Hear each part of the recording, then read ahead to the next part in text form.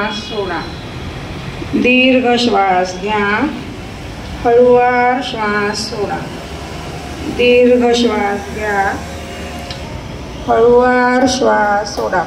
ही क्रिया 10 ते 15 वेळा करायची आहे. शांतपणे श्वास घ्या. हळूवार श्वास सोडा. आपण बघायचं नाही आहे कोण काय करतंय ते. इथून लक्ष आहे. पहिल्या रांगेतून शेवटून दुसरी मुलगी डोळे उघडे बघते सर काय करतात. कोणीच बघायचं नाही. जोपर्यंत मी सांगत नाही डोळे उघडा तोपर्यंत कोणीही डोळे उघडणार नाही.